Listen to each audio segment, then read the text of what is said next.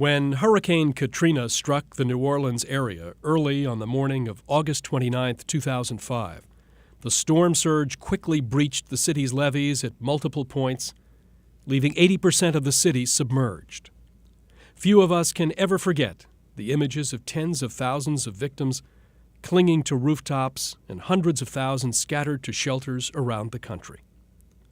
Unbelievably, only 3 weeks later, Hurricane Rita reflooded much of the same area. The devastation to the Gulf Coast wrought by these two hurricanes has been called the greatest natural disaster in our nation's history. Once known as the Big Easy, New Orleans was perhaps the liveliest, most culturally vibrant city in America.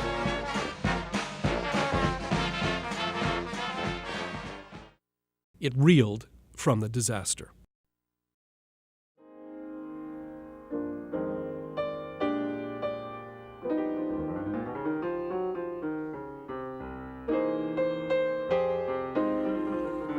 The patriarch of another great New Orleans jazz family was born on November 13, 1934.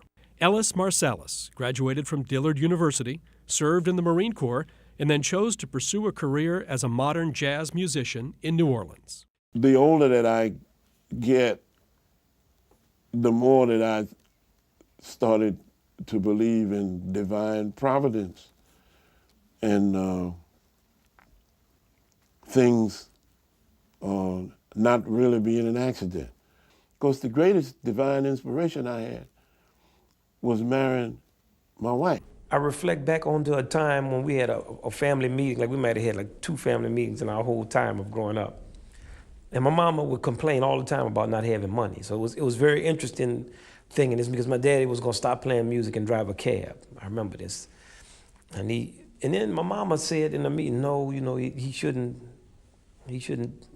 she didn't feel like he should give up music. When their eldest son, Branford, was only 2, Ellis knew this was a boy with musical talent.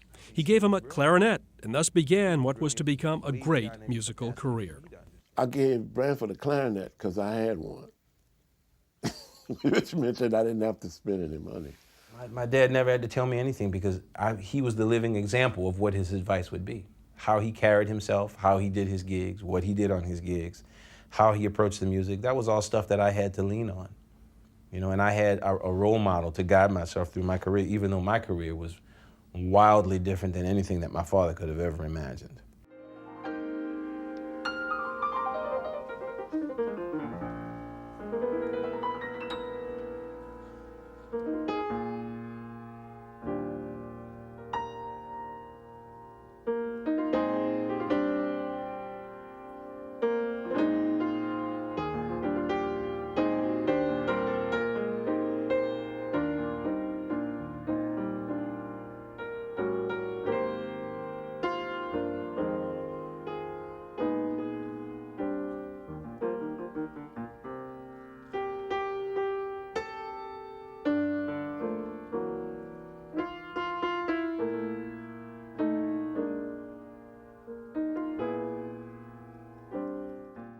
When Ellis and Branford saw what had happened to the city they loved, they reverted to the vision for which they had become famous.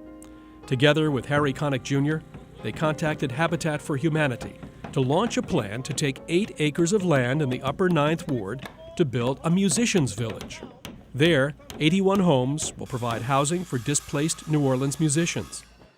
In the center of the village, the Ellis Marsalis Center for Music will be dedicated to the education and development of residents and those living nearby.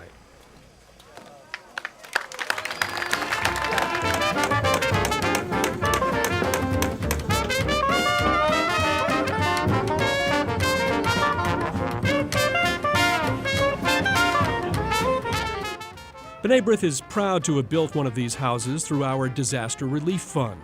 And as a result of a challenge grant from the Dave Matthews Band, another house is being constructed, doubling the B'nai B'rith presence in this wonderful village.